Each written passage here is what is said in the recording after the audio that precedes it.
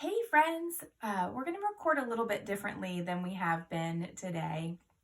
We had some technical difficulties, so I'm going to start right here in my little reading area. I hope you can see everything. Bear with me as we had a little extra challenge today. All right, we are in Module 4, friends, and we are working with the continents and what makes the world fascinating. Our content focus question for today is, what does a deeper exploration of the words and illustrations reveal about unknown words in Why Mosquitoes Buzz in People's Ears? So we're going to take a closer look at words and illustrations today, because that's what good readers do, friends. They do that and make sure that they understand the words and illustrations and how that helps them understand the story better and be better readers. Let's first look at our fluency poem here, friends.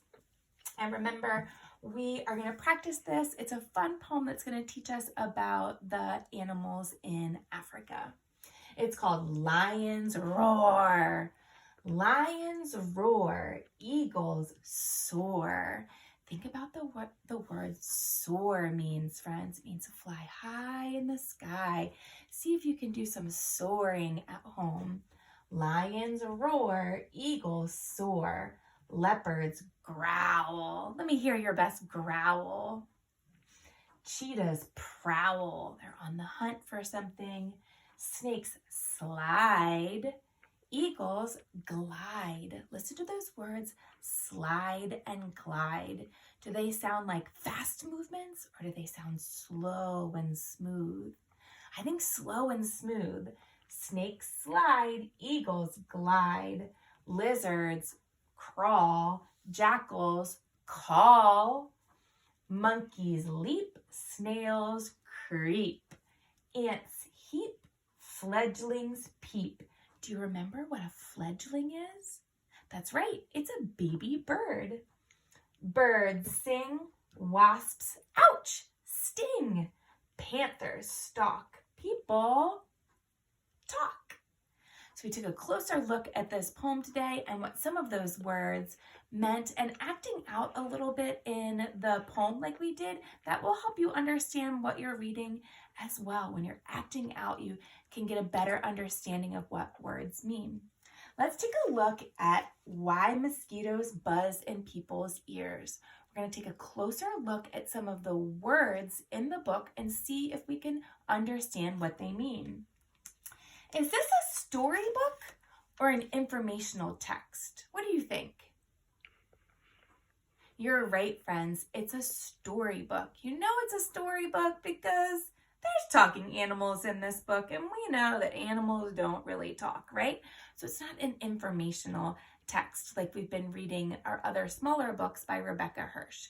This is a great story, and we can go to the title page, friends, and be reminded that Why Mosquitoes Buzz in People's Ears is a West African tale. And remember, it's a folk tale. A folk tale is a story that's been told for a very, very, very long time, for hundreds of years. And it's being retold by Verna Ardema, and the pictures or the illustrations are by Leo and Diane Dillon. We're going to read along and then stop at some of the words that we might be a little bit hard for us and just make sure that we understand what they actually mean. One morning, a mosquito saw an iguana drinking at a water hole. The mosquito said, "Iguana, you will never believe what I saw yesterday." "Try me," said the iguana. The mosquito said, "I saw a farmer digging yams that were almost as big as I am." Well, we remember from the last two lessons that mosquito is just being silly. That doesn't even make any sense. "What's a mosquito compared to a yam?" snapped the iguana grumpily. "I'd rather be deaf than listen to such nonsense." Then he stuck 2 sticks in his ears and went off, meck, meck, meck, meck, meck, through the reeds.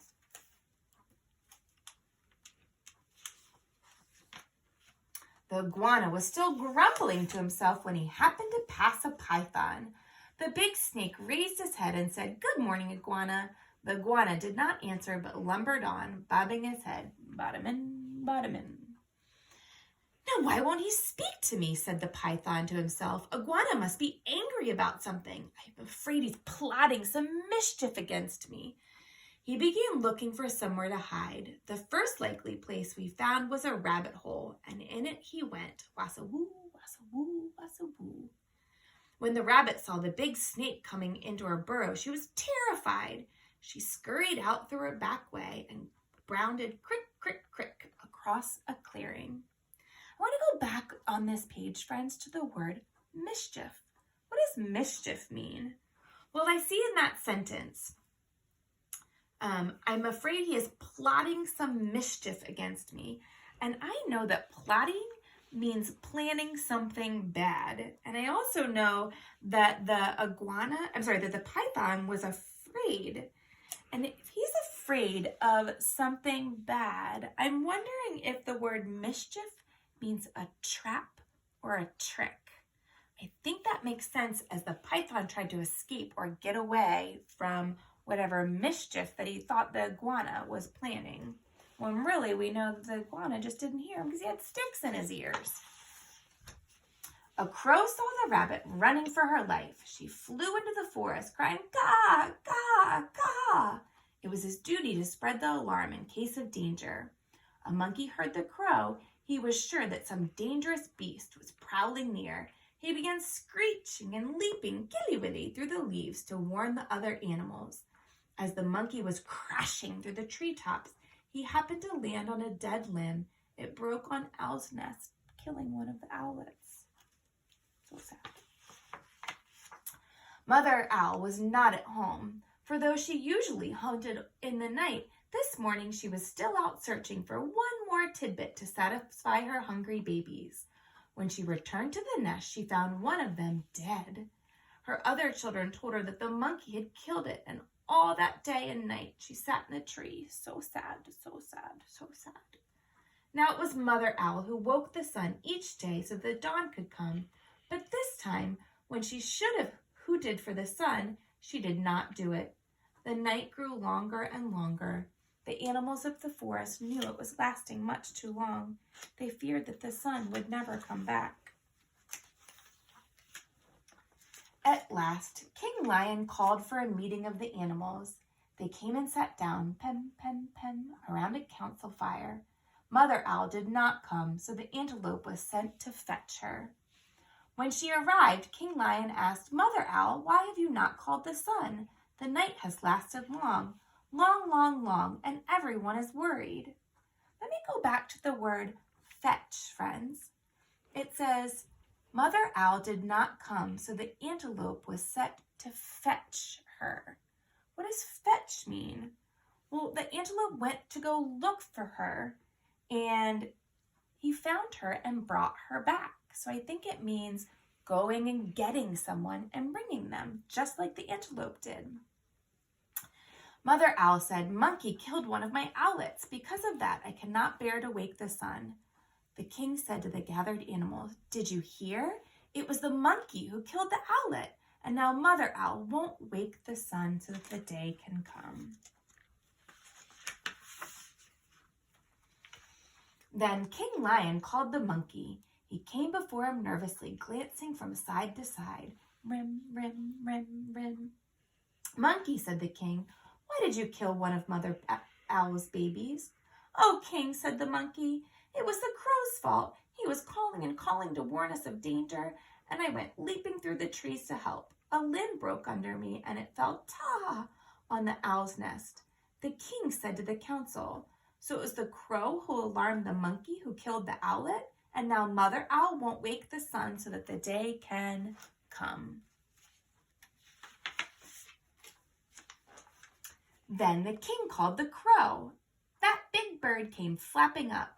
He said, "King Lion, it was the rabbit's fault. I saw her running for her life in the daytime. Wasn't that reason enough to spread an alarm?"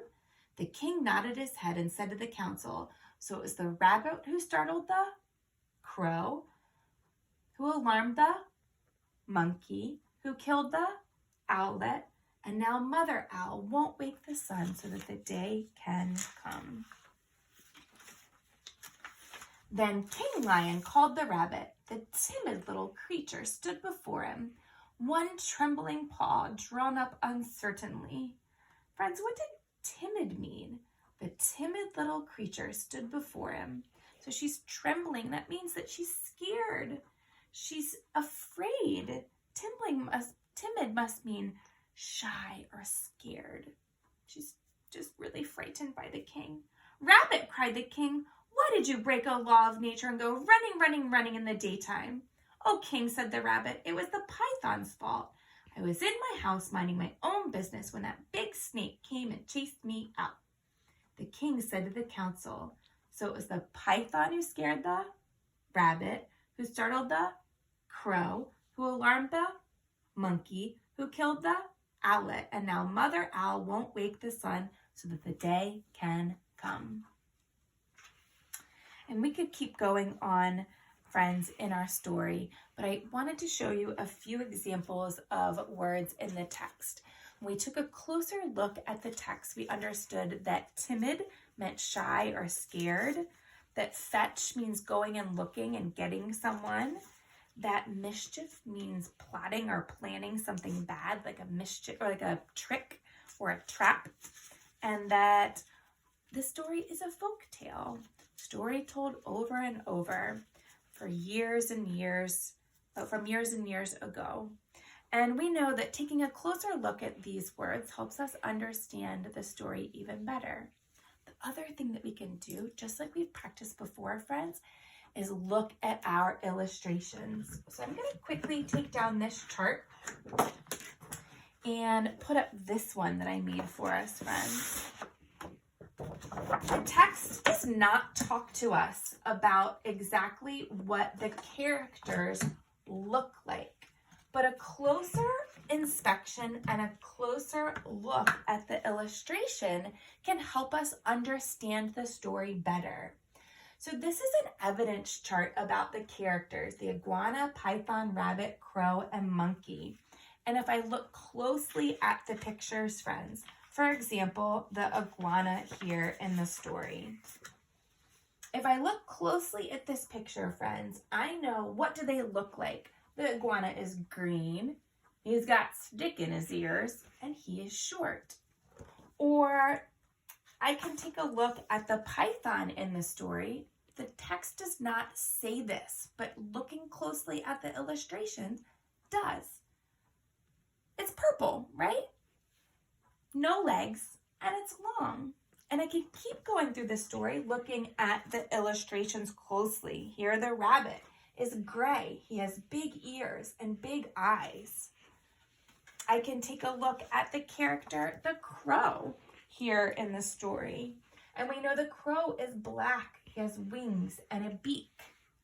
Again, the words here doesn't say the crow is black, it has a beak, it has wings.